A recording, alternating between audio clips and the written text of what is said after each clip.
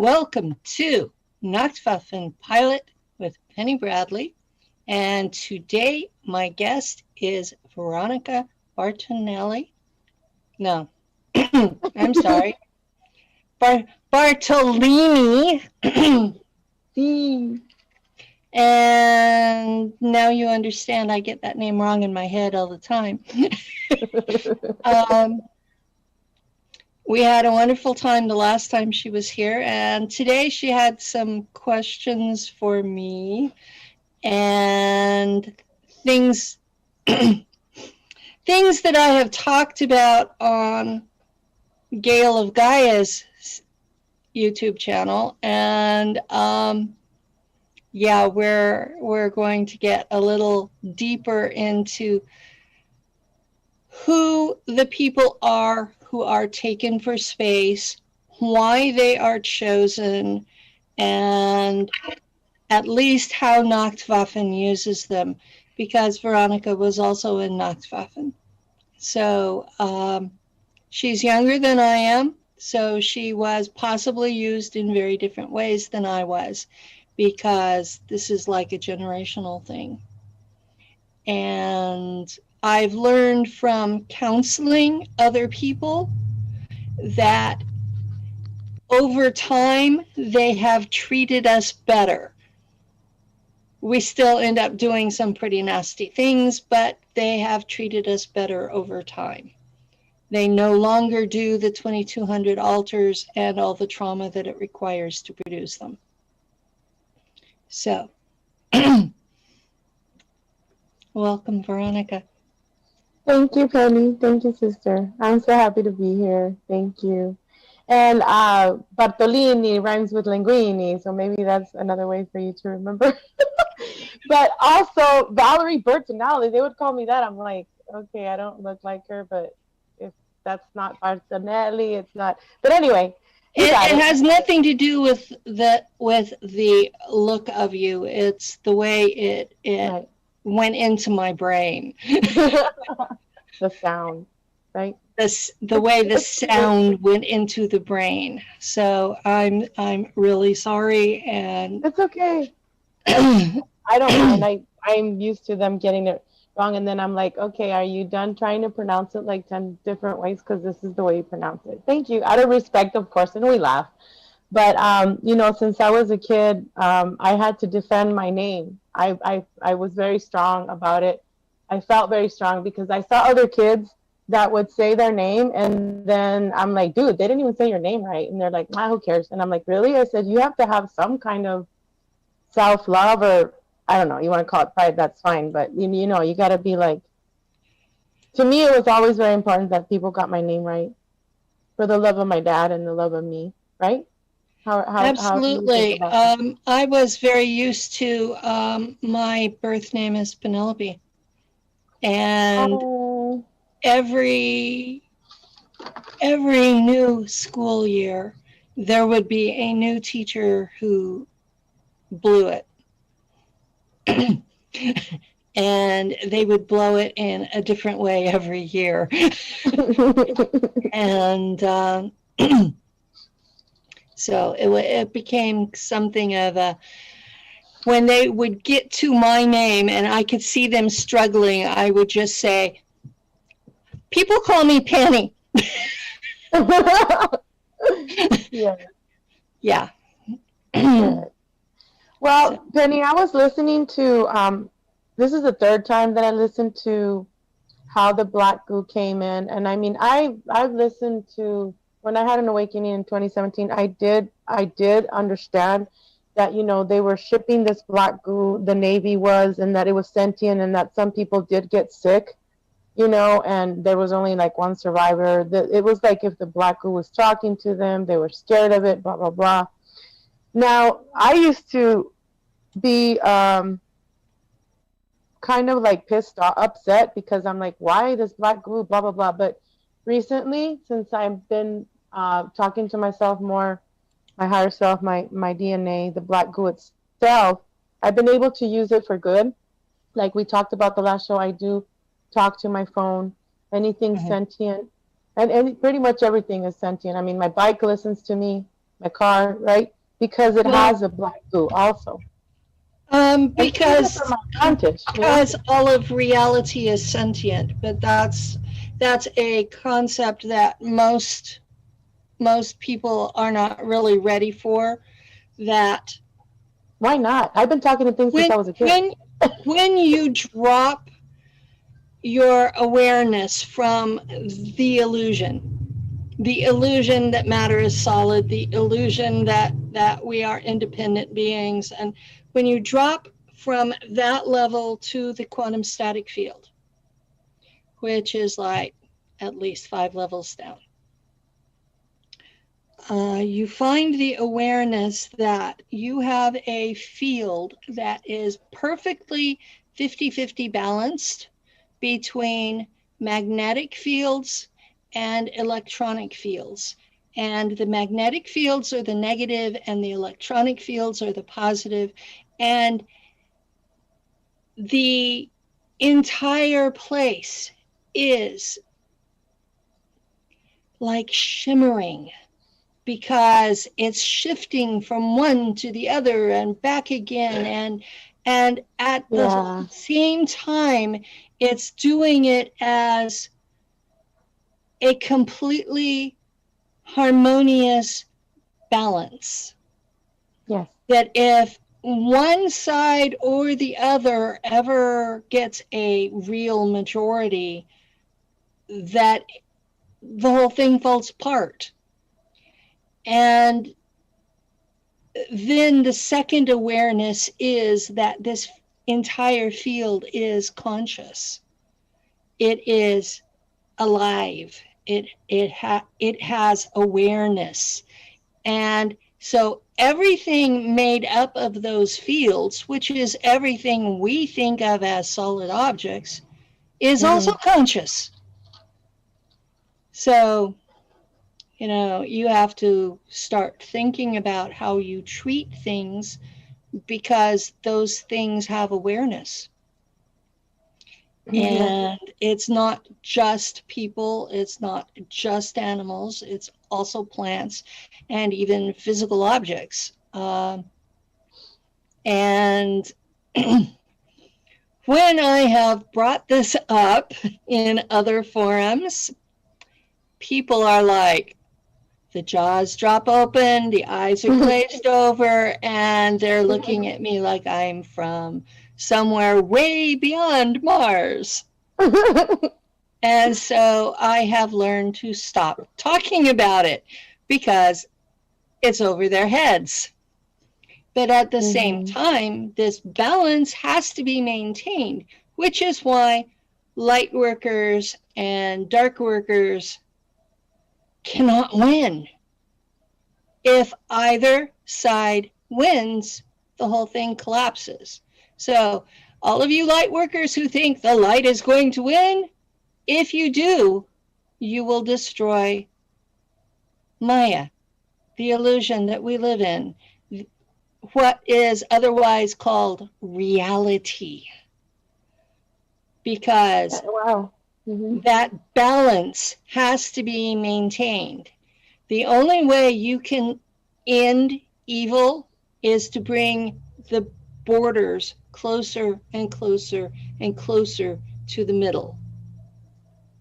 That's the only way you can end the stuff you don't like on the other end.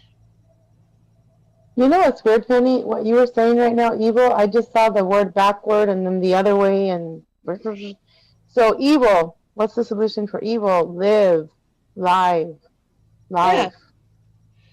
Right? Well, I just got that. In my terminology, it's, you know, stop judging them for being what they are, because they are, their presence is required. Thank you.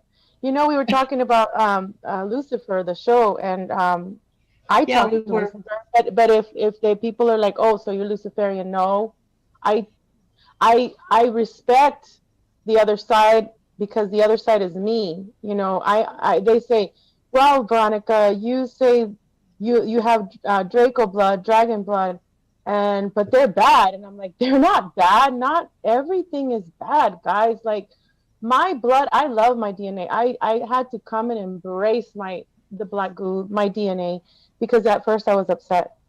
I was Oh mad. yeah.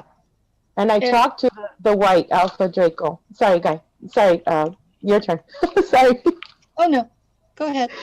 I got tongue-tied. But I get excited because I was mad for the longest time. And then I finally had a talk with Alpha Draco, Draconia. He is white, tall, very muscular.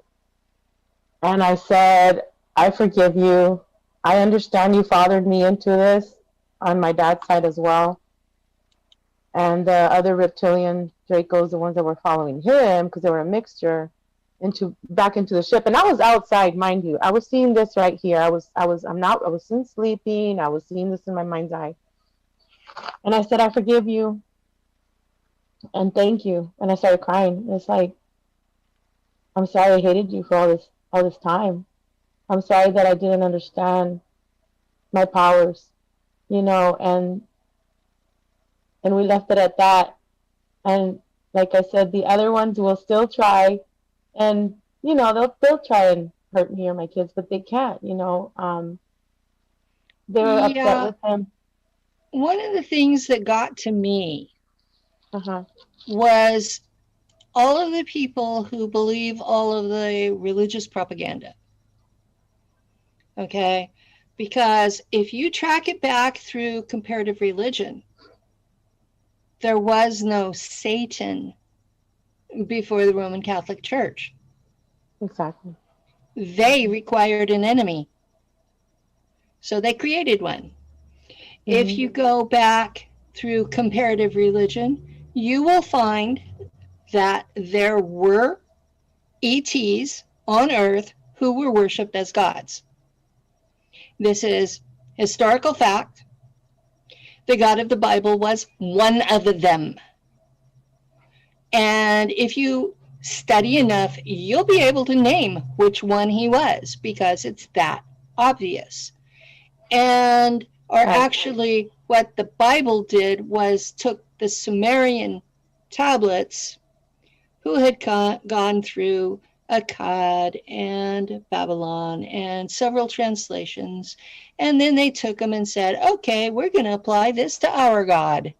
And they took stories of two different guys and mixed them. And if you go back and study those original documents, you can name who those two guys are. And then you come through time, and the Roman Catholic Church labeled one of them the devil. Right. And so we're looking at, there were 1,000 ETs here at one time, 5,000 years ago. Mm-hmm. And the people they created together became all of us. Now, they weren't just in Africa, they weren't just in Atlantis. There were people being created in pockets all over the planet. And the last ones were in Atlantis. And they had 10 tribes. Now, we know where 2 of those tribes went. One is the Moors, and the other is the Scythian Caucasians. And those 2 tribes are brother tribes, and they have been trying to kill each other ever since. Yep. Still are. I mean, that's the bottom line, is ever since they were taken out of Atlantis, they've been trying to kill each other. So, who are the other 8? That's a big question that I've had. Right. And, what happened to them? Did they all die when Atlantis drowned? Or are there pockets of them somewhere doing things that we aren't aware of? Mm-hmm. So I want people to keep an open mind, because we don't know what those other 8 tribes have done. So, exactly. So I have a quick question, and I'm trying to, I have all these questions, okay? So I'm trying to keep it not so wild. I think in linear terms. Okay. So if you go too far outside of linear, you're going to lose me. Right. Yeah, that's why I read your thoughts. Yeah. Yeah, definitely. Because I can, I'm still trying to clear my mind and be more. Because the more knowledge that I get, the more intuition, the more I use my intuition, more truth comes from me. Right. Yeah. But because I get so excited, Penny, because I'm like, my friend, she says, "You're like a baby." I'm like, "No, I'm not a baby." But she's No, like, you're not a baby. You're just you're still too much. I can think about a lot of things at one time at 1,000 miles a nanosecond. So I'm going to try and calm down because I'm really happy right now. And my frequency Good. just shoots up. So thank you. So these 8 tribes, right? And Yeah. what popped in my mind was meaning they talk about the 12 tribes of Dan. So Yes. what are the 12 tribes of Dan have to do, this is my question, with the 8 tribes that were looking what happened to them, what's going on with them. So 9, 10, so 10. What does the 10 tribes that we were just talking about have to do with the 12 tribes of Dan? And also, I just discovered that I have, like I told you, Hebrew blood, Jewish blood from my grandfather's side on my mom. And then all of a sudden, I say it, and then they're like, "Well, don't you know that the Jewish people that are in Israel are not, they're the ones that have contaminated, they're not the real Jews." And I'm like, "Yeah, I know." So it's like I'm still learning, but I kind of feel like you guys, like I'm learning from them, and they're learning from me, but at the same time, it's like I don't like it when they're like, "Well, duh, didn't you know?" Like, well, yeah, like I'm not dumb. In other words, I'm really, really smart. It's just that I get upset sometimes, Penny, when they want to dumb me down. Well, It's like, no, I'm going I to, understand. I'm going to interrupt you for a minute because you don't need to be Okay. dumbed down. And I Okay. don't want that even out there. Okay. All right, thank you. I have friends who are Ashkenazi Jewish. And they say that the genetic studies have shown there is no difference between Ashkenazi and Sephardi. Now, those are the 2 main branches of Judaism as we know them today. Yes. Okay. My Ashkenazi. My grandmother was Sephardi. Oh, okay. So, yes, this was my mother's mother. So under Moses, I'm a Jew. Do I look like a Jew? No. Okay. But what does a Jew look like, sister? Okay. Now, my understanding is that when the Jewish people, the Hebrews, came to Israel, they came from the Middle East. They came from Ur, Erech, Sumer. Yeah. Okay. Abram was the son of Terah, who was the priest of the god, translate that, E.T., known as Sin. He was the moon god.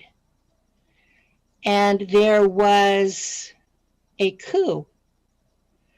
And all of the priests of Sin had to leave Erech. And they went to Haran, and they went to a place called Terah after Abram's father. And then they went into Mamre, which was in Canaan. I believe it was called Canaan then. And Abram was sitting with his tents at the Oaks of Mamre, which was a temple site. And these 3 ETs showed up at his door. And they said, oh, Sarah, your wife is no longer going to be called Sarai, princess. Sarai. She will be Sarah, queen. And she will give birth to a son by this time next year. And she heard this and laughed. So the ET told Abram, this son is going to be called Ishach. He laughed because he was saying he's going to get the last laugh. And 2 of the ETs went on further to Abram's nephew, Lot, who was living in Sodom. And we all know the story of Sodom. And so they were pulling Lot and his family out of Sodom because it was going to be destroyed. And the wife looked back and was destroyed herself. And the desolation was so bad that Lot's daughters thought they were literally the last people on earth. And so they seduced their father. But they went on with that story while the one ET was still there with Abram and changed his name from Abram to Abraham. The father of many. Father of many. And Abraham was the father of many. And if you read the book of Genesis, not only was he the father of Ishmael and Ishach, but he had 12 sons by a 3rd wife after Sarah died. That's right. Yeah. So I'm remembering. So you've got 14 boys, and each of those 14 boys made a different tribe. And they're all related. They're all Semitics. They're all descendants of Abram. And now I'm going to enlarge the picture. So now, guys, this has been a lot of study, and this is all based on Earth history. This has nothing to do with me being in space. This has nothing to do with mysticism. This has completely to do with study. Okay? There are a group of people on this planet who are not the same as the rest of us. They have a higher percentage ET blood in them. These are the people who have Rh negative in their families or themselves. And I put it that way because my mother is Rh negative, but I'm not. So it's the people who have the Rh negative in their families are a higher percentage ET than the rest of us. Now, if you look at the Sumerian tablets, if you look at even the Bible, if you look at the Egyptian temple texts, if you look at the legends of every people on the planet, you have the sky gods created humans in their own image to serve them. Okay, that's fancy terminology for we were created to be a slave race, which is exactly what the Sumerian tablets say. They needed a worker, so they created one out of their own DNA and the highest animal that was on the planet. So, from space, I know that the ETs who were here were having trouble with the nitrogen in our air. Right. It's very damaging to them. I'm losing my voice, just a minute. Now I know why I've always had bronchitis and pneumonia and all that as a kid. Yeah, me too. I get it now. Okay, all of us, no matter what our skin color, no matter what language we speak, no matter where we live. We are all hybrids between the Homo erectus that they used and the ETs who created us. Now, they called them Anunnaki. Today, those same beings call themselves Jahami. And they look like us. They're just taller and broader and albino. So, is that why I was born blonde and then my hair turned red? Sorry, going off topic. Yeah, okay. So what we have are, they made the basic human. And the fossil records show that they tried at least 12 different varieties of us before they came up with Cro-Magnon. And Cro-Magnon appears to have come out of Atlantis rather than anywhere else. Now, from the fossil records, it looks like that basic humans came out of Africa, that Denisovians came out of the Tibetan region and went north and east, that Cro-Magnon was created on Atlantis and spread both directions from there. And there was another center in somewhere in what's now the North Pole region, the Arctic Ocean. There was another center somewhere there that was also creating a version of humanity. So we have 4 different labs working on the servant problem. What they wanted was someone smart enough to do the work, but dumb enough to be obedient. And that's why religion came in.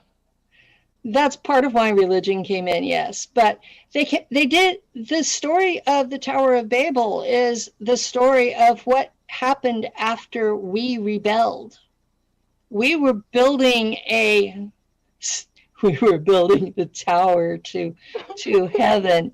Translate that into modern English. Yes, we were building a starport with our own spaceships. Yeah. And that was too much for them. So they dumbed us down to our current state. And then they imposed religion on top of us to keep us there. Of course, you have to worship the ET that owns you. And that's why we have competing religions, is because different humans were owned by different ETs. And so they were taught different religions. Now, all of them were basically the same. Love each other, don't fight, do what your God tells you.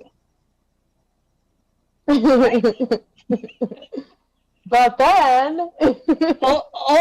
only have sex with the one we assign you to have sex with. Mm-hmm. You know, the one that God chose for you. Oh gosh, that sounds like modern stuff right now. Pay attention. Pay attention. Listen to what the words actually mean. Okay? It's telling you all along, we are a slave race, we are owned by ETs, and they define everything in our lives. Now, what makes you think they went away? People are still interacting with them telepathically. That's what mystics are. Just because they're not in your face living in the same town like they did 5,000 years ago doesn't mean they ever left. They just stopped interacting with us because the nitrogen in our air was deadly for them. So they're in nice little places where they have nice air that doesn't hurt them. So now that then you have these people who traveled Okay. Mm-hmm. The group, tribe number one that we have identified over time is the Scythian, Caucasian, horse people who were migratory, and they went all the way from Ukraine in the west through Mongolia and into China in the east. Okay. Yes, they started off the same people. Over time, they had kids, and their kids had kids, and they started fighting with each other because resources, because alpha types, because I want to be boss. Mm-hmm. So they formed their own tribes, and over time, you ended up with a substrate or a basic human version that in these particular tribes was mostly blonde and mostly blue-eyed. But their rulers, their royals, had red hair and green eyes. Now I get it. Thank you. Okay, so. I'm learning more.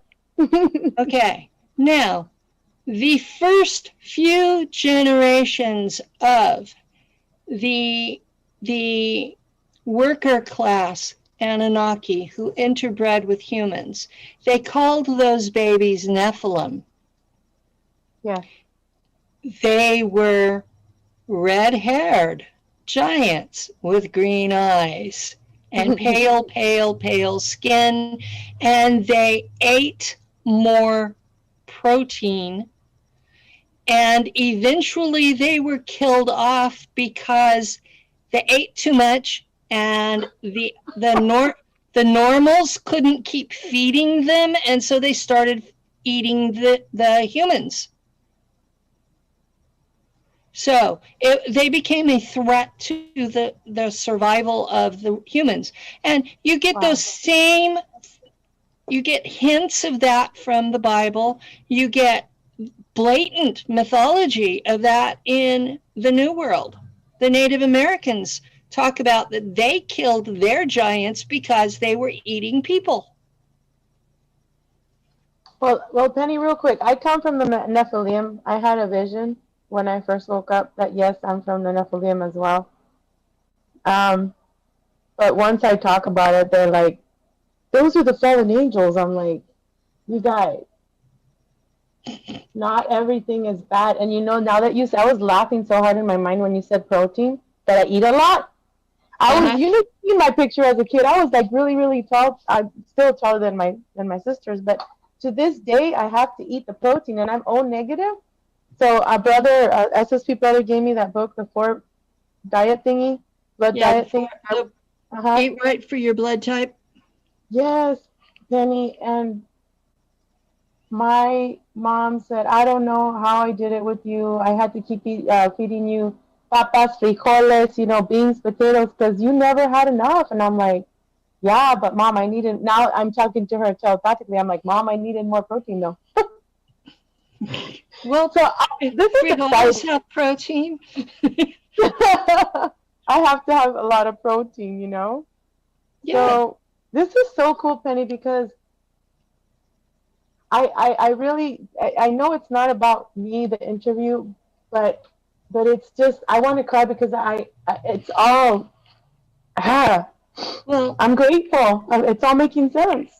Okay. We get through history farther along to the Roman period. And by that time, the Romans were a mixture of the two tribes, the Caucasians and the Moors. The Romans were. So the Moorish side became dominant in them. Okay. So what you have going on here are 2 world powers. One is basically Moorish, and the other one is basically Scythian. And the Scythians are used to migrating, and they were starting to be pushed by one of their brother tribes from the east. Okay, the Chinese had built a wall, they couldn't get past it, so instead of migrating east like they were used to, they had to migrate west, and there were battles and people were pushed, and there were lots of, your boundaries moved because you had to move because these people were tougher than you were. And so as those people moved west, they bumped up against the Roman Empire. Okay, so instead of just stopping, they curled around it. That's where the Germanic tribes came from. Ah, okay. And the Merovingians were the rulers of one of those tribes called the Franks. They were called the Sicambri before that. They took the name Frank from a specific king who was named Francomir. And I think in our terminology today, we wouldn't call him a king, we would call him a warlord. Because that's what their rulers were warlords. And they were trained from infancy to become warlords. So this is what the culture was the rulers were being trained to become warlords. They were trained to manipulate the people to follow them. Okay, so all of these centuries, and we're talking at this point, it's 3,000 years after the fact, at least, and they're coming into what today would be the lowlands, Holland, Western Germany, that region. So they bumped up against a weak emperor. Well, these tribes had been bumping up against Rome from that point for hundreds of years. They had been the biggest thorn in the imperial flesh since the time of Julius Caesar, because Julius Caesar had conquered the Gauls, the Celts. And so he made that region, which we today call France, he made that region basically more Roman than Rome.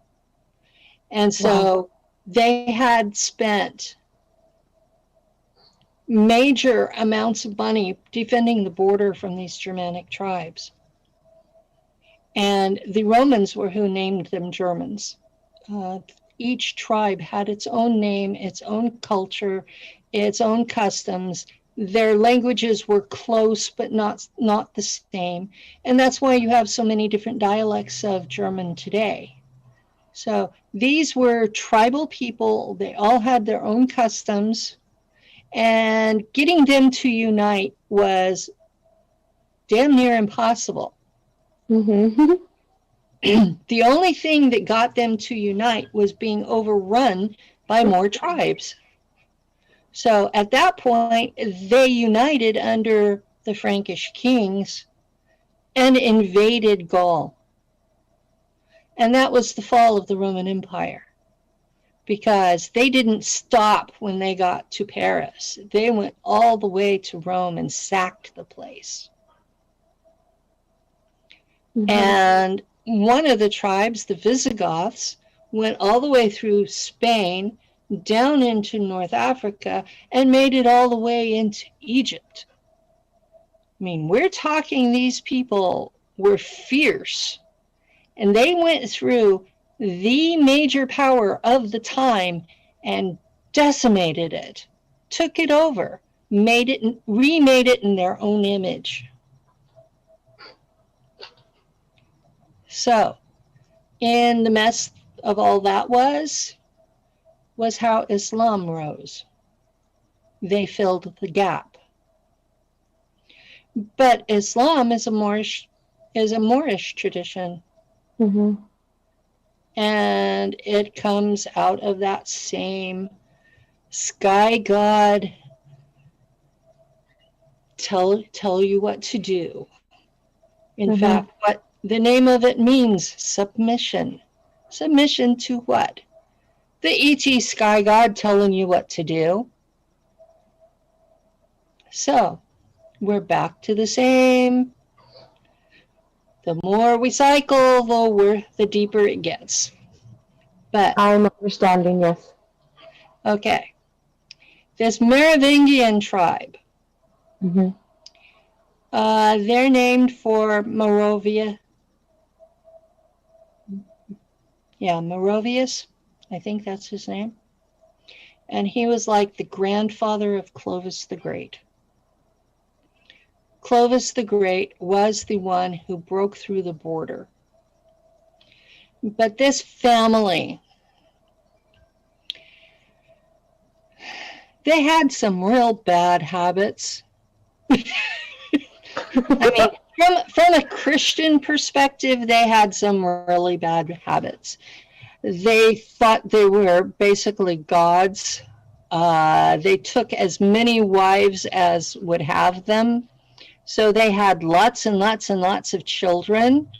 And they had a high number of alpha types. A very high proportion of alpha types. In fact, to find a child that wasn't an alpha type was rare. And they were bloodthirsty in a lot of ways.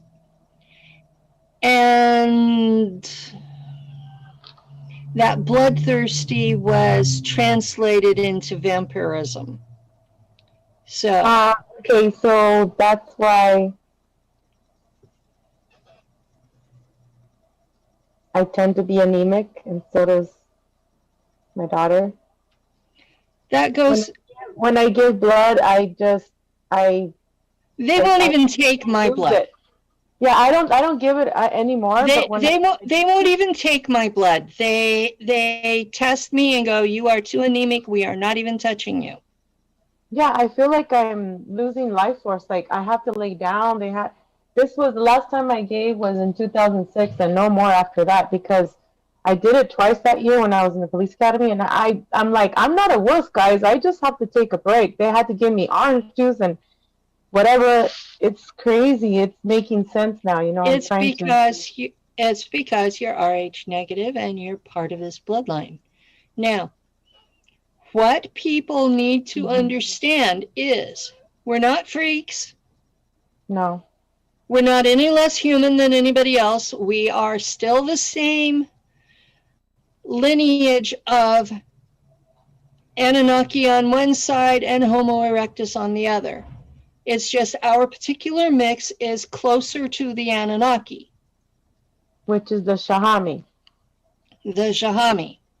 Got it. Okay. We are just close. We are more Shahami than the average human.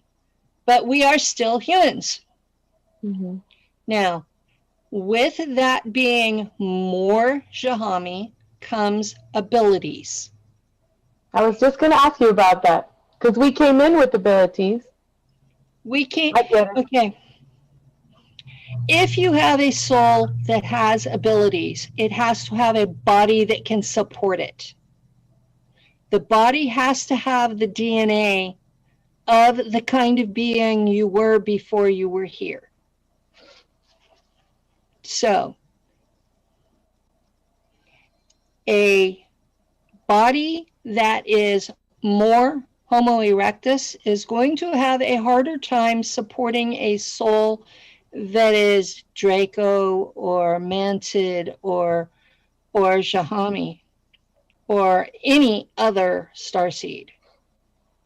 Okay, I'm not saying there's anything wrong with those people, because there's not.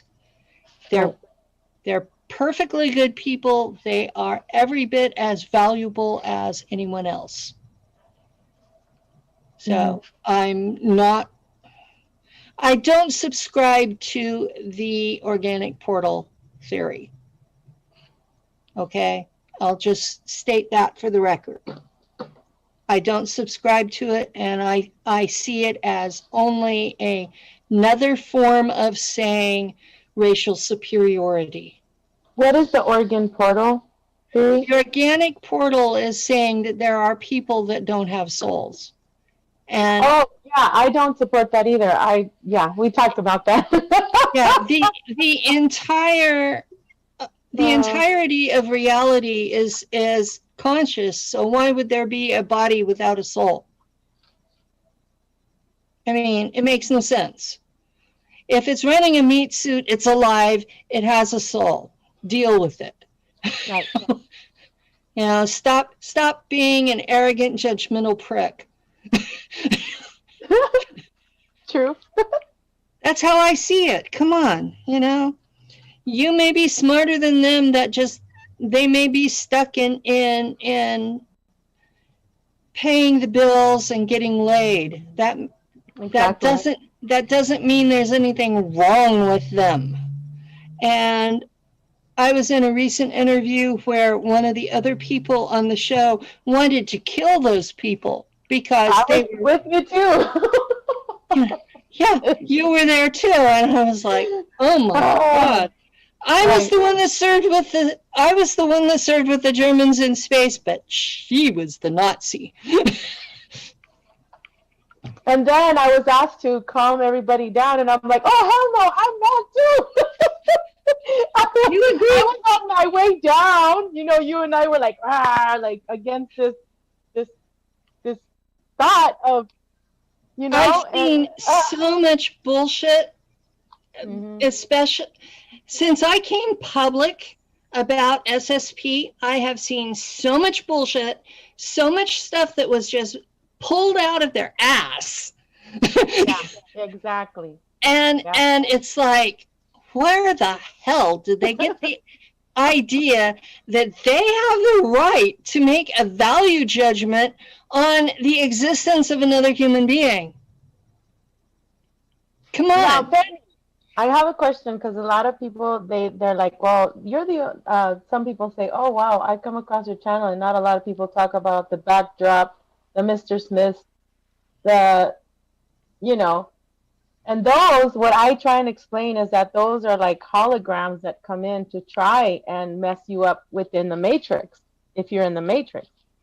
But see, there's a difference between backdrop people, zombies, Mr. Smiths, right? That's all one. I'm naming them all the same, versus the ones, meat suits, like you say, the others, that, you know, we all have a soul here. But when there's a number, a numeration, you know, that they mess up they give a certain code, we'll say, because I do a lot of downloading of codes and numbers through quantum physics, and then I use them for my good and for others, right?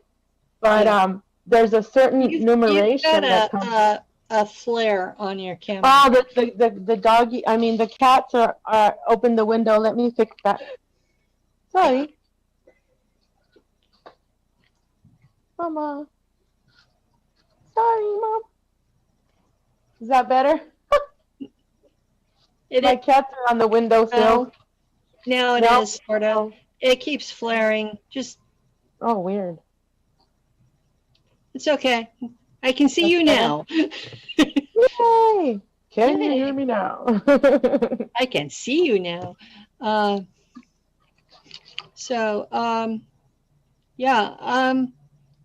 I've heard a lot about the black-eyed kids being empty. I've heard a lot about the Mr. Smiths. I've heard about the Hat Man.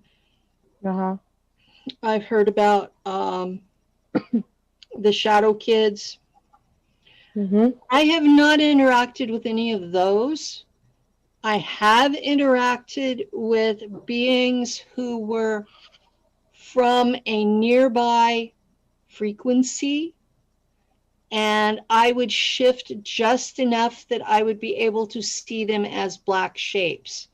And my understanding is that they could see me as a black shape at that point. but that they were not evil. They were just going about their normal lives in their own frequency.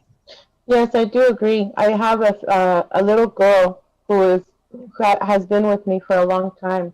And the other day someone was here and he said, I heard a little girl. And I said, yeah, she's been with me for a long time. And I will hear her, Mommy. I tried she came to me when I first awoken in 2017, and I said, okay, I'm going to return you to sender, sweetie. You have to go back to where you come from, find your mommy, you know.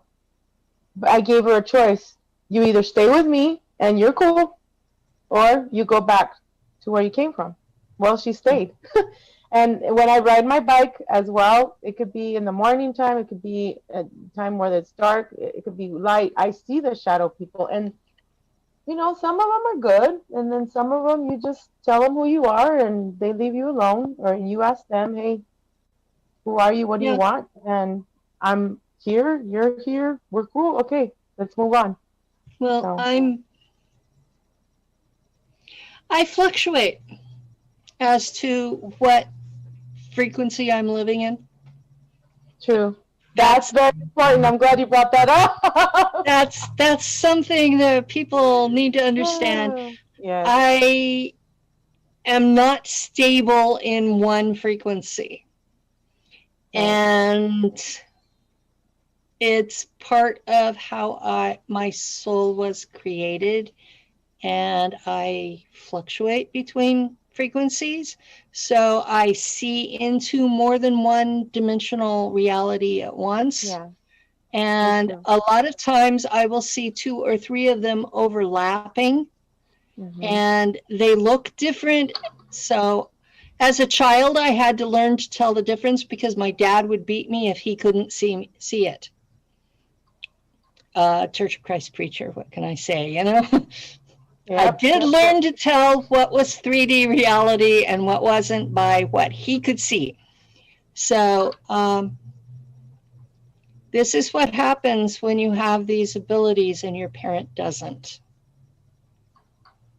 So especially if they are very rigid, deep, very religion-based, which he was.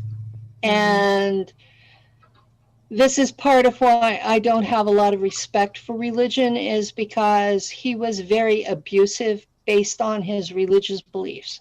Yeah, I can relate.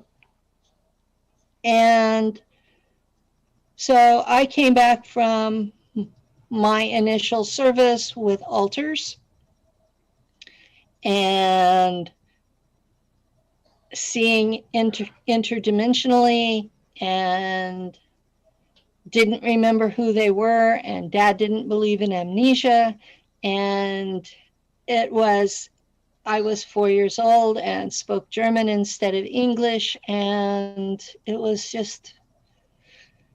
a nightmare from my perspective, because I had already gone through this entire lifetime of abuse in space to come home and be abused more. Exactly.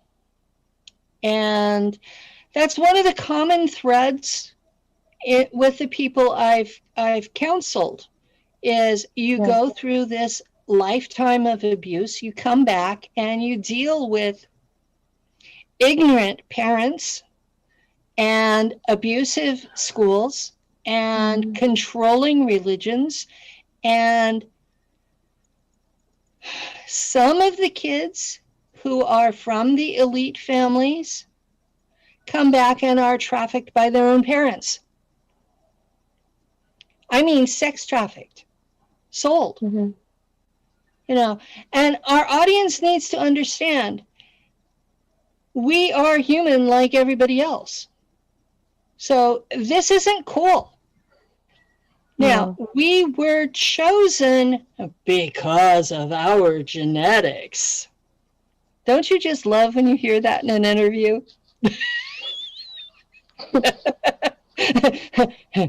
Honey, we were chosen because we're of Merovingian descent. On at least one grandparent. And that family line has been tracked back all the way to Sumer. They have records. They know who every damned one of us are. Yes. Why do you think they wanted me dead? You come back. What did you say, Penny? I said, Penny, I wanted to leave. And you're like, they won't let you go. And I'm like, God dang it. I was so mad when you told me that. I wasn't mad at you, but I'm like, They won't let me leave. I've been dead 7 times, and I'm still here. Right? I'm still here. Right? I hurt like hell, but I'm still here. And I'm still talking, and I make sense when I talk, at least most of the time. You do. You know, if you listen to everything I say, it is consistent in itself. Yes. And boy, let me bring up something. You know how you said your father was a Christian preacher? Well, since I was a kid, I was baptized in the Catholic religion, and when I was 21, my mom's like, "Oh, now we got to go to this one." And did the whole Christianity thing. I know the Bible backwards and frontwards. They wanted us to have that training, Penny. They did, yes. Can you talk a little bit more about that? It's like, why? You know, I had healing hands. They used me for my healing. I sang in the choir, played the violin, took care of the kids. Until when I had the awakening, I was like, no more. You guys are not going to use me anymore. I will send healing to those who ask, obviously. Now that I'm talking more about this, but it's very upsetting because they're like, oh, one of my pastors said when I was going to church, he said, well, if you don't tithe, you don't know, your kids can get sick, or you know, all this bullshit. Excuse my language, but it's bullshit. It's fear-based control. Right. It's fear-based control, and I was in a religious family because they wanted to make sure I had an ethical compass to not use my abilities willy-nilly. That's what it is. That's what it is. That's what it is. Thank you. Okay. Now, when I was still in the church, I was in the Church of Christ, and then I was in Church of God in Christ, which is ethnically American Black people basically doing the same thing as Assembly of God. And I got involved with it when I was at San Diego State and visited them for something else and thought, damn, this is cool. Yeah. Yeah, I loved their service. I would probably still go if there was one near me. Yeah. And then when I moved up into the mountains, I was being subjected to V2K. And I was literally told to go to a specific church and present myself to them. And of course, they thought I was insane. So, but yeah, I did this Sunday. I taught Sunday school. I served communion. I was the person licensed to lead prayer service if the priest got sick. And while I was an Episcopalian, I was subjected to 104 exorcisms because they thought my altars were demonic possession. They did exorcism on me 3 times, and it didn't work because there's no demons. It's there's no demons, exactly. Right. Yeah. There's no demons. It's your own mind is fractured. It's not demons, and they can't understand that simple concept. So I do not willingly interact with Christians on a regular, close, ongoing basis because it inevitably comes to, well, you need this. Well, you need to know Jesus. Well, I already knew Jesus. In fact, that was one of the things that they used me for, was when I prayed for someone, I would get what I asked for. It would work. Yes. And so I was like, I was on prayer teams, and if there was a time I couldn't show up for prayer teams, they were livid. Oh, they were mad. Yeah. They were mad because you have to do this. And I told them, you know, at that point I was, I've talked about it before. I was married to a mafia hitman. No, and I've listened to that story, and I love listening to it all the time, you know, because you have several videos, and I just like, damn, how did she do that? Yeah, well, I was Just through that. That was part of how I became this religious fanatic. Was I was scared out of my mind he was going to kill me because he would sleep with a 38 under the pillow aimed at me. I mean, you used to be a police officer, you know what a 38 is. Yeah. It was slept with mine too. Yeah, he slept with it under the pillow, and it's like, okay. And he would tell me all this shit, that there would be no divorce, that I would be in the bottom of the mine shaft that was on Uncle Timmy's property. And I'm like, I see. So it took me 10 years to get to the point I didn't care if he killed me.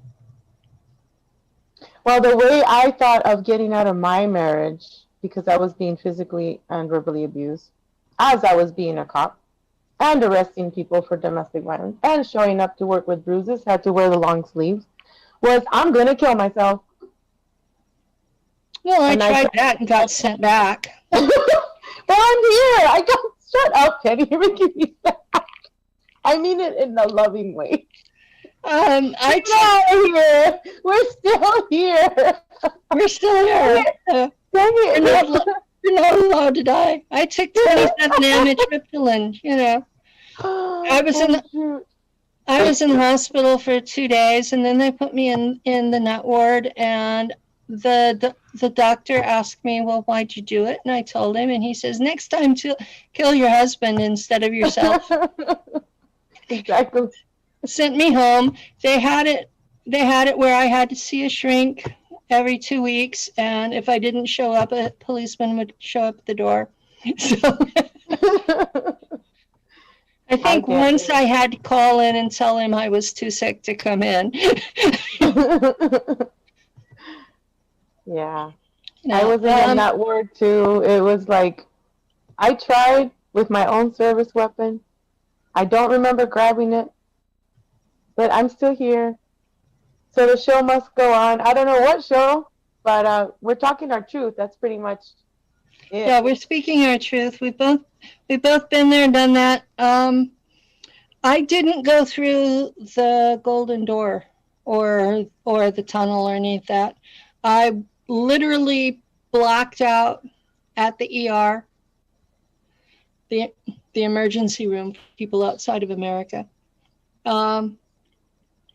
They got me awake enough in the operating room to ask me what I had taken, because I had some really nasty stuff that combined they would not have been able to save me.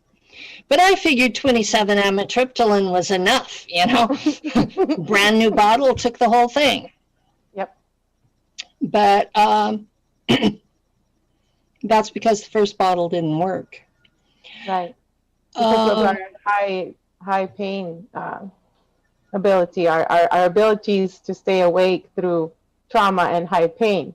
See, they kind of like woke me up in the operating table when they shoved because my lung left had collapsed. They shoved this tube, and then they put this. I saw these 20 doctors around me, and then they put this velvet thing in my mouth because I was screaming, and then I was gone. One doctor said, you were this close to wearing a colostomy bag. I'm like, damn. So, well, I'm glad you spared yourself that. I took pills in case my kids were who found me.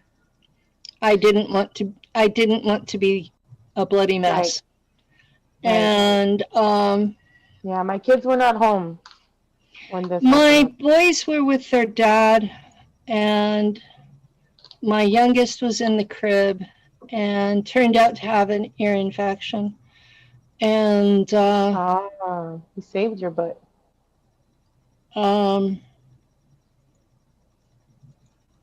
My kid's dad was a complete self-absorbed prick. And he's the one that broke my neck, that I have to get an epidural every 5 months. And he gave me 10 concussions while we were married. And how did you finally get out, honey? Huh? How did you finally get out of that relationship? I finally broke through my religious training, because I had been trained, brainwashed, that marriage was forever, that there was no divorce. And to be submissive, right? To be submissive and supportive, and to put my children first, and that my entire reason to exist was to have kids and be a submissive wife. And those of you who know me now, you know how it was destined to fail. But same here. Yeah, my first husband was a closeted gay. Oh, okay. And that was 90% of our problem. So he took it out on you, huh? He should never have married me in the first place. And that was 90% of the problem. And when I got proof that would hold up in court of his adultery, I divorced him. And there were several times that he asked me, "Did you divorce me for adultery or incompetence?" And I said, "The incompetence is why I divorced you for adultery." And during the divorce, I outed him to his family and told them, as long as you treat me with the same respect you treat total strangers, you can see your grandchildren. You start bad-mouthing me to my children, and you won't. So they didn't like it, but it was the only way. You know, I wanted my kids to see their family. I didn't want to be that person, but I didn't want them to be subjected to your mother's evil. Right. Mm-hmm. And you know, it's part of how we are controlled when we come back. Okay. The handlers. I'm from the first generation of the kids that were taken for space. I mean, literally the first generation, because... So was I the second? Because I was taken at 3, and I was born in 71. You would have been... I'm 49 right now. You would have been... they had changed how they treated the kids in the 70s, so you would have been considered third generation.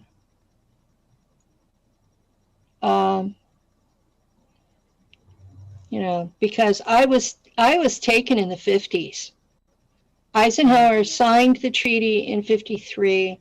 I was born in 55 and already had DNA modifications because of the treaty. And I was taken for service in 59. And I had DNA modifications, yeah. Handed over to the Germans on Mars in 64. Okay. So, and when they brought me back, it was back to 1959. So, and my parents had no idea who or what the hell they were. Mm-hmm. As far as they were concerned, we were poor white trash. You know, farm work.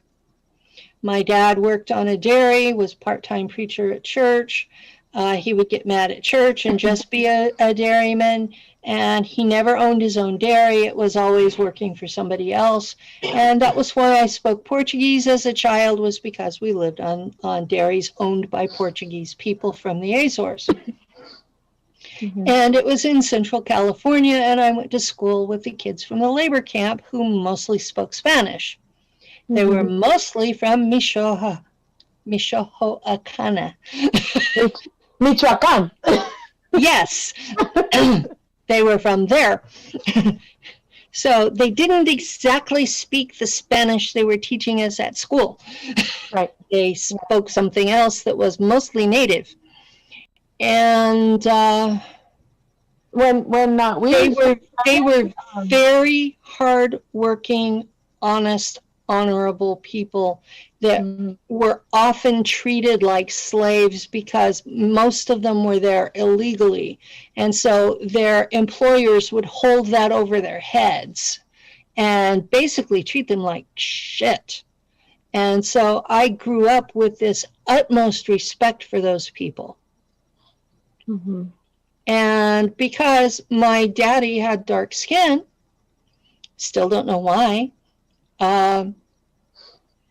I mean, seriously, my family tree, I should be exactly what I am: pale skin, reddish blonde hair, blue-green eyes. That's exactly what I should be by my family tree.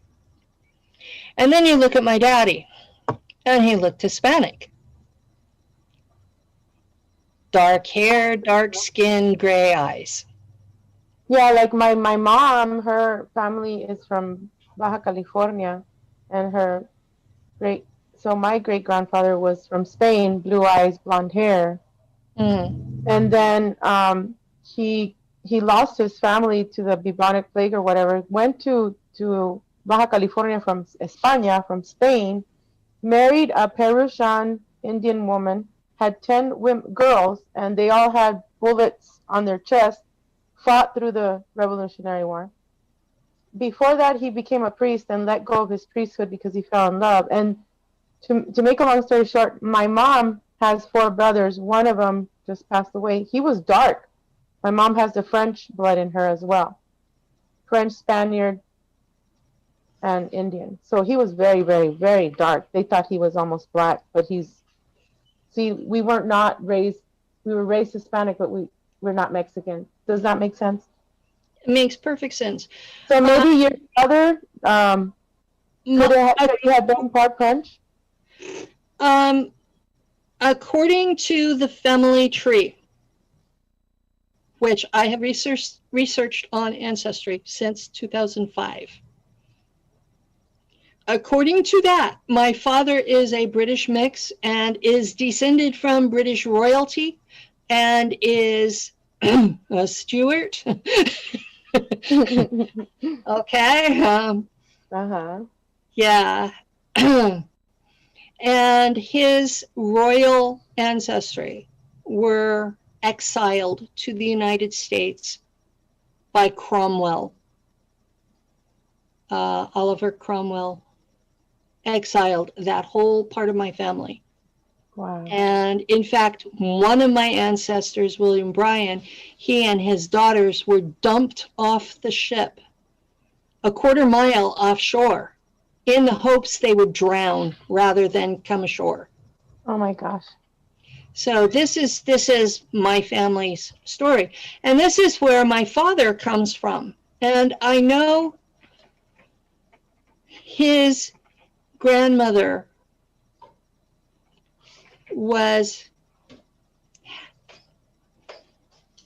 her mother was adopted, so we have no idea what her mother's people were. But her father was descended from Charles Parks and his Cherokee wife. Charles Parks had an American white wife and he had a Cherokee wife. And my family's from the Cherokee wife. So technically we were illegitimate, but we were still there, still real. And, you know, I would think that the dark skin came from the Cherokee, except that my great-grandfather who married her also had dark skin. So it had to have been from before him. Right. Makes sense. And I can't find it. That was my whole reason for doing the family tree in the first place, was I don't know where the hell that dark skin came from.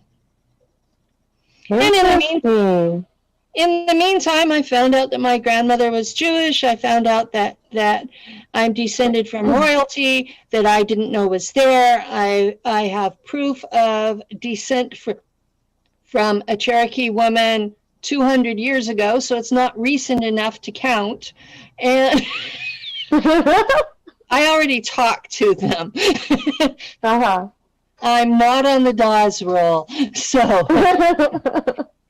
the Western branch doesn't claim me. I do have people at the Eastern branch who have my same last name, and I have not figured out how or if we are related.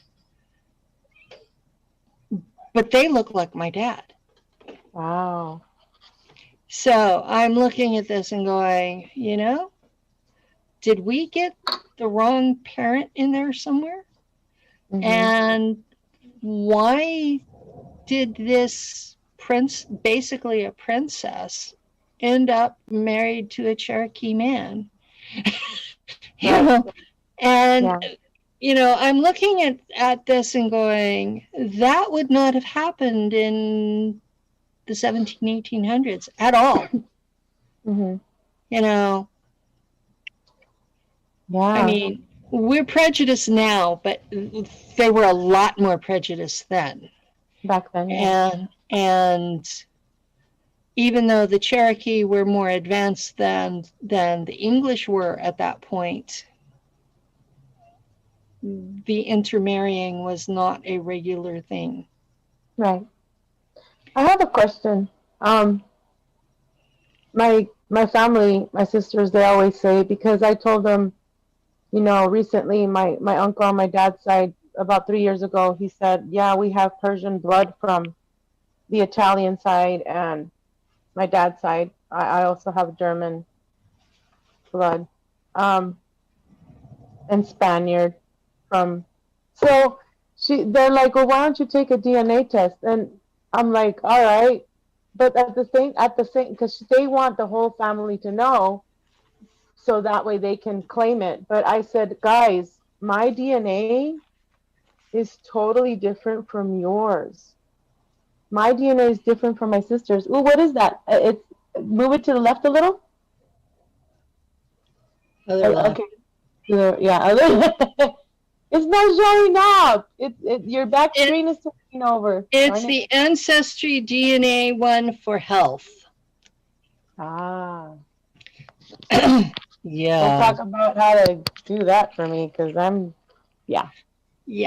It was half price, so I ordered it. Yeah. And I haven't done it yet. And I figure they have blood anyway in the blood banks. You know that they have, like we were talking about earlier. They know where we live. You know, people say, "Oh, I don't use my name on Facebook and the YouTube and my address." I'm like, "Fool, they already have us. They already know where we are. They check us every day. They're listening right now." Yeah, they're listening right now. We haven't done anything to piss them off because we haven't blinked out. Usually I'm kicked off at least once every radio show. Seriously. Wow. Usually it's like at least once I'm out of here and have to come back. And we haven't had that yet, knock on wood. Maybe because I said the 3 and the 4 letter. Yeah, the 3 and the 4. We haven't mentioned the 3-letter agencies. That's true. Or the 4. Want to? Yeah. We haven't talked about any government agencies. That's probably why. Right. But yeah. Now, what we need to let folks know is you can be a Merovingian and not know it. Right. Very easily. because most people, my grandparents' era and older, they were either really proud of it or really ashamed of it. Because if you were related to royalty and you were not rich, Exactly. you didn't talk about it. Right. My grandfather's sisters hated my grandmother, who they got together when she was 14 and he was 22, by the way. I just found that one out. That was real common then. Right? They were rich, but my grandma didn't have the money. They came from royalty, and so did my grandfather on my dad's side. But they hated her because she was poor.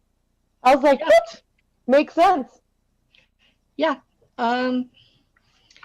Oh, family. My dad was 19 and my mom was 16 when they got married, and that was in the 50s. My grandfather was 21 and my grandmother was 16, but his 23-year-old brother married her 14-year-old sister. Oh, wow. See, that was normal back then. That was normal in Arkansas and Oklahoma. My other grandparents were both 21 when they got married, and she was considered an old maid. Oh, I was considered old. My mom's like, when are you going to get married? I was finally 24 when I got married, and she said I was old. And I'm like, what? I was 19, and my father was calling me an old maid. And it was this was the culture I was raised in. And you know what, Penny? To this day, though, did you go through the same shunning? Like, they tried to shame me because I'm divorced. I've been divorced 8 years. I'm not with anyone. I'm happy, you know. Everybody always seems to, hey, when are you going to find someone? Or even the programming of you have to be married, you know, and it's like, no, I'm fine right now. I've been through a lot. You know, the 3-letter entities will send men to say, oh, I'm going to marry you and take care of you. And yeah, do they? No. We talked about that too. Well, I've been married twice. Both lasted 10 years each.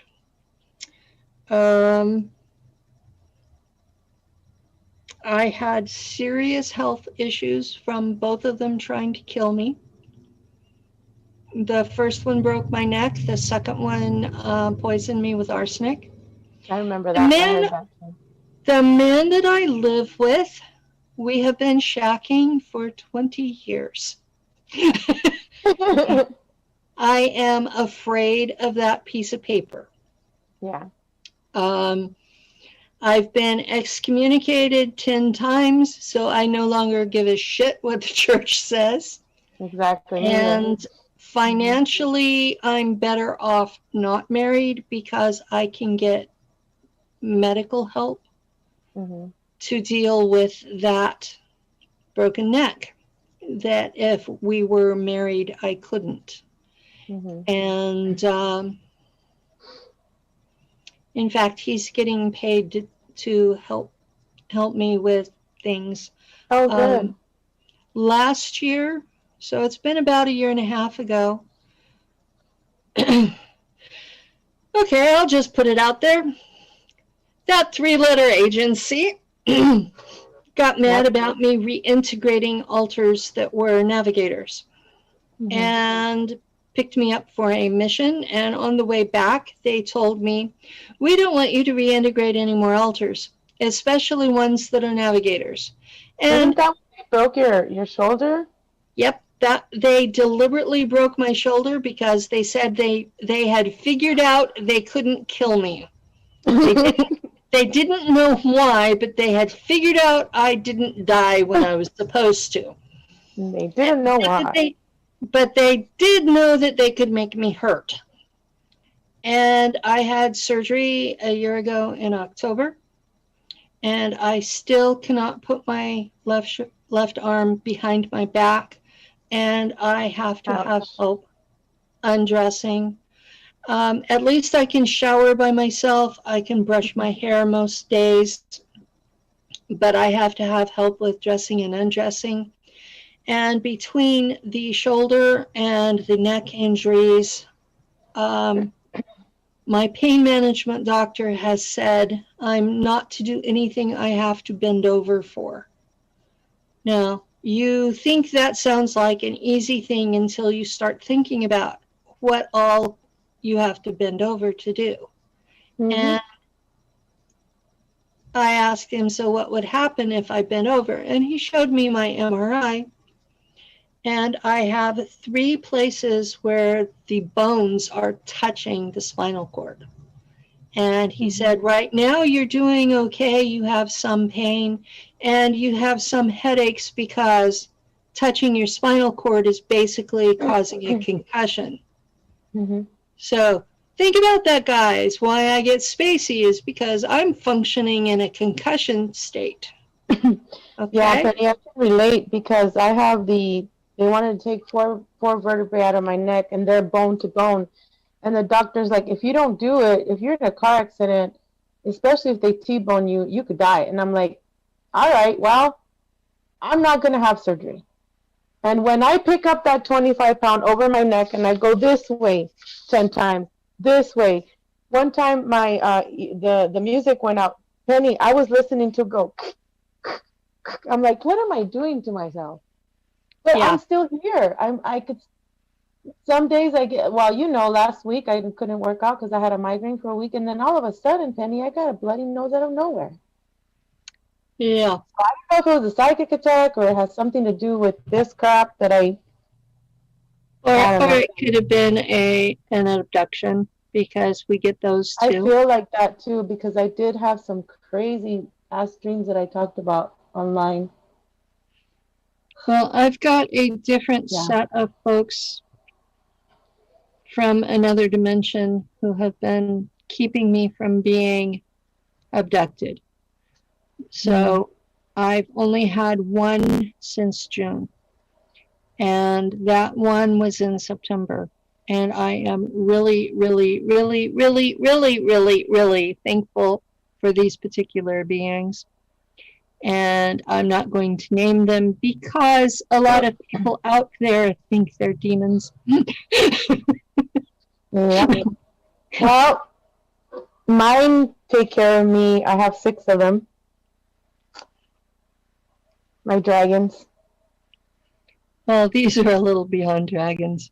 They're in the angel class.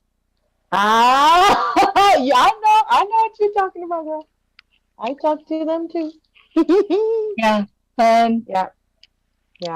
Yeah. Tiamat sent them, and she read them the riot act because they thought of this as a party venue. You know what? I'm gonna have to talk to one of them, and you know who? Because I think he's probably partying too much. It's like, pay attention, yo. I don't want to be abducted anymore. Because, I mean, I don't. They say, oh, maybe it's a contract. Oh, F the contract. I'll rip them all up and burn them. And well, I'm to the point where. What else can I do, Penny? Talk to that one? The blinds. Talk to that one because what he has been doing with me is he will wrap his wings around me while I'm sleeping. Okay, I'm going to ask him that.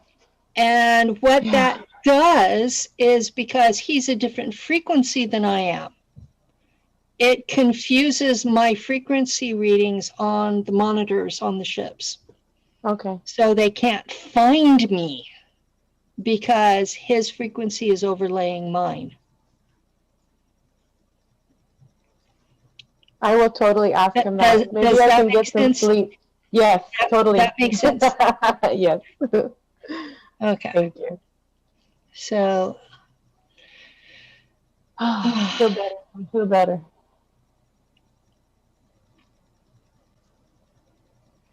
So the other thing you wanted to ask me about was black goo. Well, yeah, I wanted to talk about like with the Hulk, Shelia the She Hulk that I have. I know they use the green goo and the black goo, and also I talked to my black goo because like before I was afraid of it when I first had my awakening. I was mad, and now I use it. I They use took the they took it out of me when they sent me back. hmm. The impression that I have was I was powerful enough without it that they were scared. How do I know I have if it's mental all out or pictures. not? Yeah. I have mental pictures of myself as like a female Darth Vader. Yeah. So I can see them being concerned. Yeah. So I'll some of the ask you a things. question. When I went How do you know if it's all out or not? yeah, because let me tell you something. Maybe you can see this. When 3 years ago, I asked, when I was at the doctor, they had me with the gas, and he told these two doctors, "Hey, do you see this black spiral? It's spiraling around her spine." And when I left the doctor's office, I started crying. It took me a month for me to talk to him. He denied it, and then that's when I had a friend in Austria. She looked at it and she said, "Yeah, it's like a black octopus that was around you, but I will send healing, and in your mind also see it going from black to one day being clear." So I did. I imagined that, and I went ahead and healed myself, and I don't see that anymore. Yes, I have a lot of pain in my back and in my neck, but I don't see it clinging on. And then I talked to Osiris Ra, this other guy, and he said, "Yeah, that's where they had you hooked up in the SSP." Yeah, I know him. So, okay, can you please tell me more? Like, what do you think? Because I don't know. When they sent me back, they put me into the regen tank with the Germans, and they set it to remove all of that. Okay. So my black goo, all of it came to the bottom of the regen tank along with all of my implants. Now, in the 80s, I was given a couple of implants that connected me to the Star Wars orbiting orbital weapons platform. Mm-hmm. But other than that, I have no more chips. Well, I have something here on my arm that was from 1995. I was picked up by an ET. They wanted me to be part of their fertility thing. And they were most angry that I had cancer in the 80s and had hysterectomy, and they had not been informed. And so they had picked me up to be a mother host, and I didn't have a uterus. And so they woke me up to say, okay, what happened? And I told them, and they put the chip in me under a burn. And apparently it's to tell them that I'm no longer available. But it itched so bad that I've scratched the hell out of it. Well, the same thing they did here in my left shoulder when I had right and left shoulder surgery. I also had cancer because they shot me up with anthrax when I was in the U.S. military. And I had cervical cancer. And there's this one that I want to take out. It itches so bad. It's like I had a hysterectomy in 2012, and it was horrible. I get you. The chip in your shoulder that itches? This one. Lou took a car mechanic battery to it. Oh, okay. And he just sat it on it and left it for about 10 minutes, and it has never itched since. Okay, we can talk about that. Maybe I can do that. Yeah, mechanics have batteries, so if they drop the wrench, they can pick it up. That's what he used on me. And it I don't know what else it did, but it stopped itching. So. Okay. We'll talk privately on that one, so that way I can do it to myself. Yeah. When Amaria was doing an energetic cleanse, she saw 18 implants on my body. And I'm like, dang, I only knew about 6 of them, but 18? What the heck? I had several people do work on me when I was first coming around. I mean, my memory was activated in 2013, and before I came public, I had a lot of work done. I went to several people who have since told me that I'm delusional, so I won't name them, but one of them removed 50 etheric implants, and another one said that he removed 5,000 implants, which I thought at the time that was ridiculous. But I went to this lady who she calls herself Mother God, and she's on Facebook. And she removed 257.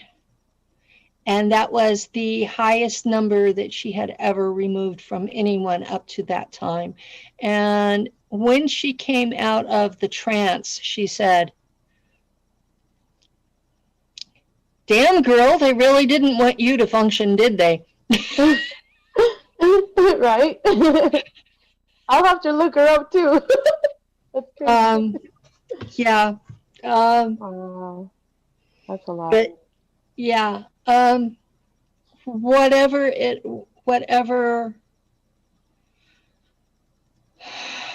I'm still not sure exactly what I am. I've got a decent idea of what I'm here for. And the public part of it is exposing what happened to us in the secret space programs and why. What they are using us for, why they chose us. Mm-hmm. Hopefully, I'm trying to figure it out too. hopefully, what we can do about it. Since it's mostly that 1 3-letter agency, we can contact Congress and put pressure on them to investigate that particular agency. Might as well throw the others in too. Exactly.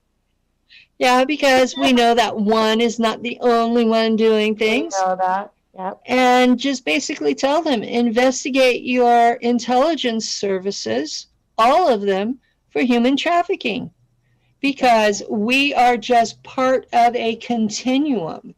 Mm-hmm. And the people need to know this, that human trafficking starts with aborted baby parts. Yep. It goes through organ donors. Mm-hmm. It goes through sex slavery. It goes through adrenochrome. Yes. On top of regular slavery on the planet, which is all races and all countries. And if you think it's not in America, you're foolish. Yep. And it also includes the people taken for service in space, no matter what level they're at. You know, a lot of us will talk about, oh, I was an officer. Well, I was. Tony was a slave. The man who I interviewed about that he was my commanding officer in Nacht Waffen, he was an officer.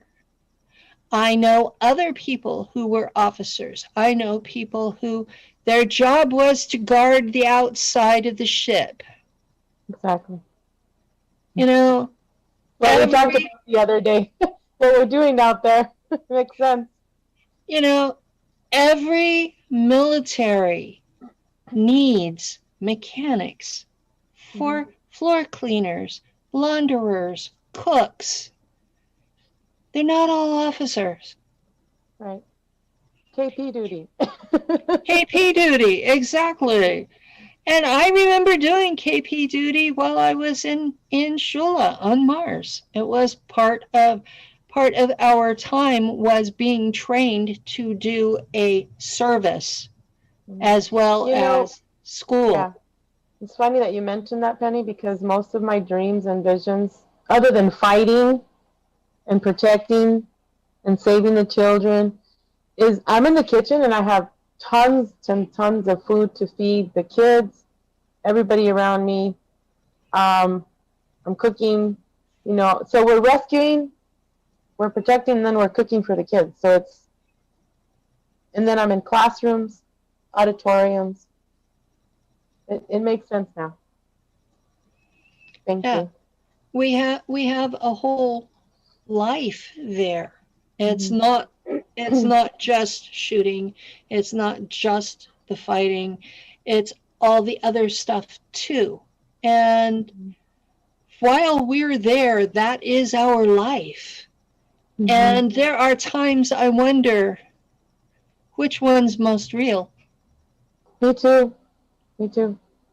Because I can't wait to get some sleep because this world, I mean, I understand the codes and how to get on the matrix and how to manifest if I need something. That's how I do it here. I manifest. But I can't wait to go to bed because over there it just seems more real. You know? My memories from space are more real than some of my memories from my childhood. But like I've explained in some of the others, I was born, I was taken, I came back, then I lived this life.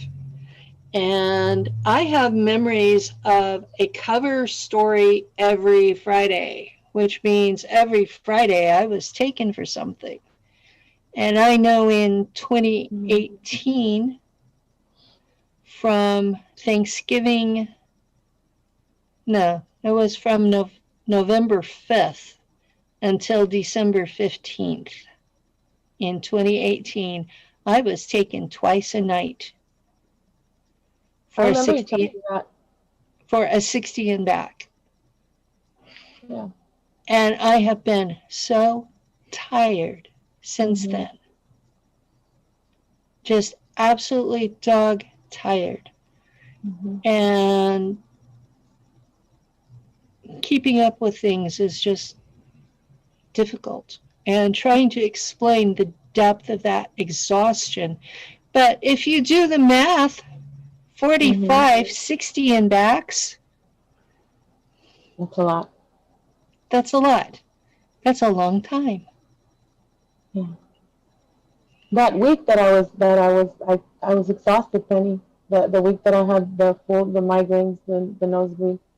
I was exhausted and I was hungry, Penny. I had to eat a ton of food.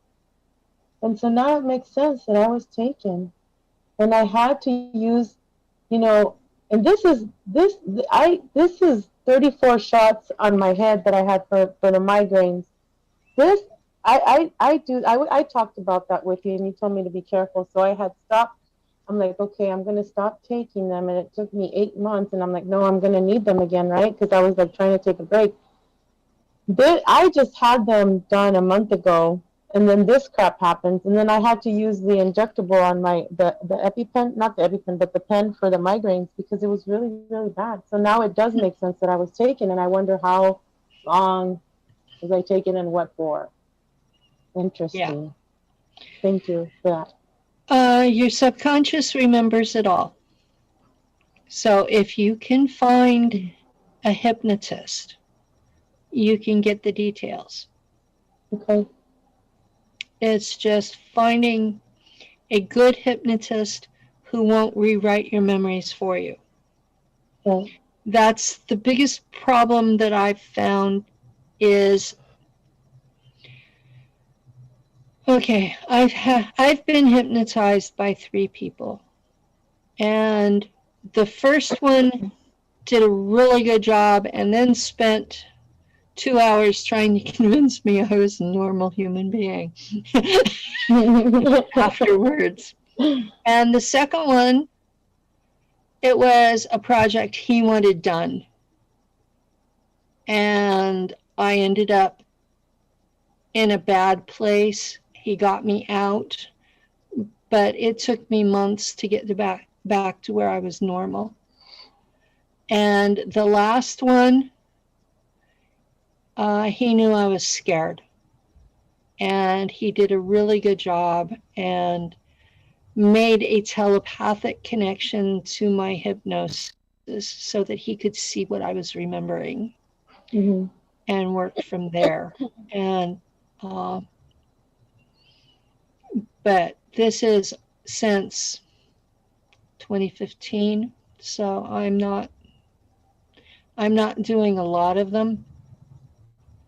The last one was I was abducted by the Shahami and they tried to kill me. Oh, shoot. And not just kill me, but they were peeling off my altars and destroying them with the intention of completely destroying me so I could not reincarnate. That was the intention of what they were doing. Oh. And they had destroyed the second one when the Germans showed up to rescue me. And the Germans lost that. Yeah, and the Germans lost the ship in that process. So this was a really expensive thing for them to be doing to save a lieutenant. You know? I mean, I have no delusions that I'm important. I'm a navigator, I'm a lieutenant, I'm in trouble all the time, you know. The commander, my commanding officer that I interviewed said that they told him basically, are you sure you want her? It's like they don't see me as an asset. So why did they save me? So this has been questions like, why did the NSA activate my memories? Yeah. Why did the Germans save me from the Shahami? I have legitimate questions about my own story. And a lot of the answers that I'm able to give people are because I've been searching for the answers to my own why. Why did they choose me? Well, because I'm Merovingian through all four of my grandparents. So I was an obvious choice. Yeah. So that was why I was taken. And those of us who have done a family tree have all found at least one grandparent who was Merovingian. Right. So I just asked myself though, Penny, it's like, why am I still here? It took 20 doctors to save me, a month and a half in the hospital, 3 days dead. Why did they like not give my dad the choice? My dad took his life and he would have supposedly ended up as a vegetable. So, but I asked my dad the other day, I was on a bike ride and I was crying. I was like crying to Mother Earth and I was like crying. I was mad. I was like, Dad, why did you have to go? And of course I heard, oh, it's in the contract. I'm like, F the contract. I want to know, we could have been stronger together. Like, I'm still mad about that. And I don't want to cry right now, but it's like, why is he not with me? Yeah. He was that lineage too. But it's like, I just feel that we could have been stronger together. He's still with me. He talks through one of my SST brothers. You know who it is. He talks through him all the time. And he basically said, you are going to be over her now. You got to take over. I'm always going to be with her, but I need you to help her here. And it's nuts. Well, sorry. No, sorry about it. It's just we've run out of time. Yeah, right? So we're going to have to schedule you for another day, and we can continue this. And I hope the audience has enjoyed the story. We didn't even get into the black goo or nothing like that. Nope. That's what I said. You're going to have to come back. Thank you, Penny. I love you. Thank you for having me. Thank you for coming. I love you too. Thank you. Thank you. Bye, Odin. Bye, Odin. Thank you. Good night, ladies. And you know something? Huh? Y'all brought a little bit of tears to me. That's why I had to keep walking away. Oh my gosh. I love the stories. And Penny, you forgot to say goodnight to the audience. Oh, goodbye, audience. I don't know if we have a show after this one or not, because I know a lot of the hosts decided to take the weekend off for the holiday. Yeah. So everyone enjoy your holiday and stay tuned. Peace.